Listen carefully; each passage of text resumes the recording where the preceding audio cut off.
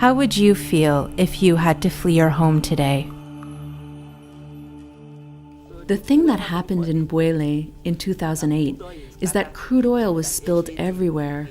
And since then, we have nothing. A year or two after the incident, we started to get hungry. We started to die from hunger. We started to die because of sickness. We have no water. We have nothing. On April 4th, 2008, an oil spill occurred just meters from the Ogoni island of Bue-Leh in River State, southern Nigeria. Patients and the 3,000 members of Bue-Leh had to go into exile in the surrounding communities. Here is their journey. Because of crude oil, my husband and many other people died. We have nothing. Our houses have been damaged as a result of the crude. You can see the house here where we live. We live as refugees in a neighboring community. Shell commenced operation in Ogoni land in 1958.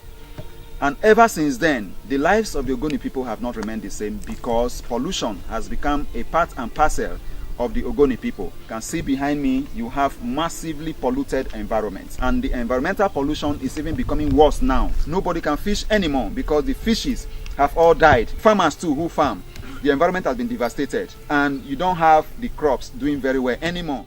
When I plant something, crude oil. When I plant something, because of crude oil, nothing grows. And so when I come out, no anything where they burn inside. Yeah.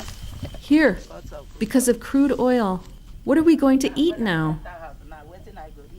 What are my children going to eat? In 2011, the United Nations Environment Program released a report revealing the devastating consequences of 50 years of oil exploitation in Ogoniland, Nigeria. According to the report, it will take nearly 30 years to clean everything up. The reason why people run away, the remaining ones, are because there are no water for drinking. Because since 2008, the water gets contaminated and it affects our lives. So, but there is nothing we can do because around all here, we don't have any other water. As a result of drinking the water, as you can see, we fall into a very different sicknesses. The oil carried the sickness to me. This was not in me before. That oil made us poor. As I don't want to stay hungry too much, I went to another community in Bori. I don't get anything from anyone. I don't receive any money. I have to beg. I have to beg to get food to eat.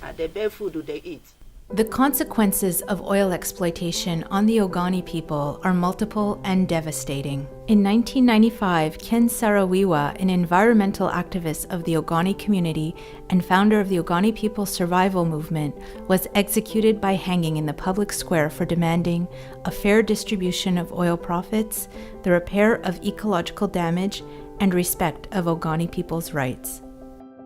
But by virtue of the support that social action is receiving from Development and P Canada, we have been able to work with the Ogoni people. Our work is giving voice to the community people. It's making them to recognize their environmental and human rights and making demands on the system to get what they want with a view of returning to the community in the near future. Please share in the journey of telling the Ogoni story through Development and Peace and other organizations that are working with us.